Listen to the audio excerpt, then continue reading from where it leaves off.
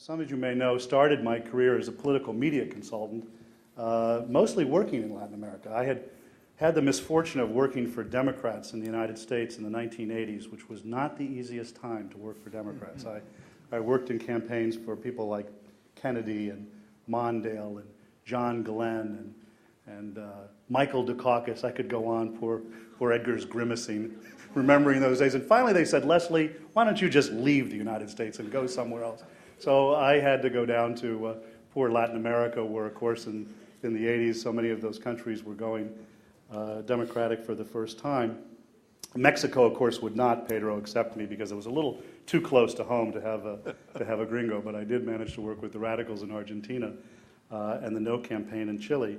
And the experience taught me two things that I wanted to just focus on for a moment that I think are embodied by what Endeavor is doing and that are integral to flourishing freedom in the developing world. They're principles, by the way, that I think the current administration in Washington could take heed. The first is that freedom and prosperity and the institutions that are necessary to both of them can neither be proclaimed from above nor imposed from abroad.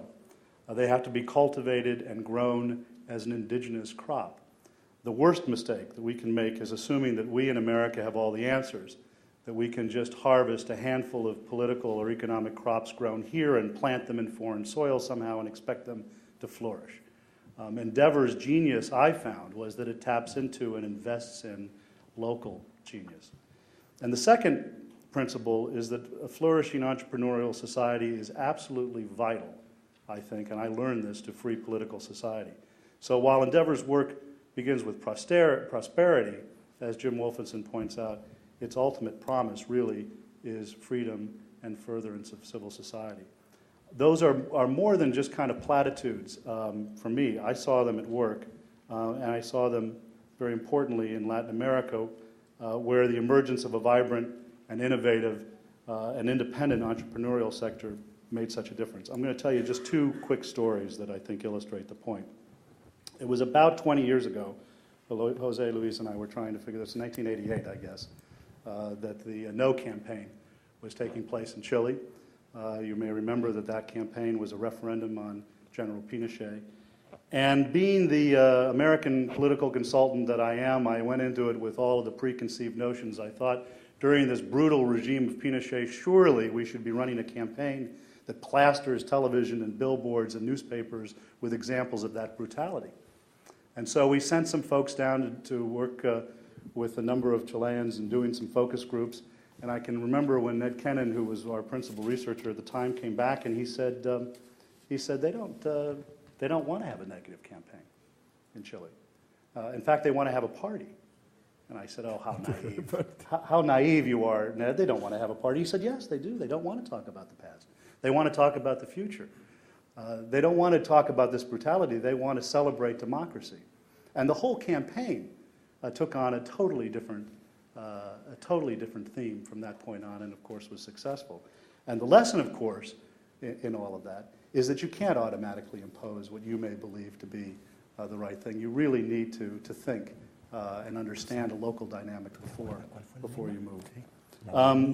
The second quick story goes to the point that democracy and civil society and entrepreneurship all go hand in hand. It goes to the last question that was asked about how does entrepreneurship, what kind of role does it play in conflict or in post-conflict. And this story actually, we don't have a panelist here from Colombia, but I did a lot of work in Colombia over the years. And I remember doing some focus groups down there, and there were at the time two political parties, conveniently, the liberals and the conservatives in Colombia, and we were trying to figure out the difference, how people perceive the differences between the two. And we had this one particular focus group, and the moderator was going around, and we were talking about the differences between liberals and conservatives, and there was one sort of old man, an old campesino, who was sitting in the corner. He wasn't saying anything, he was very silent. Finally, at the very end, the moderator looked at him and he said, say, old man, now what do you think is the difference between liberals and conservatives? And he stopped for a moment and he said, two masks, one face. And he understood, I think, the fundamental fact that is easy to forget, and that's that change rarely comes from the establishment.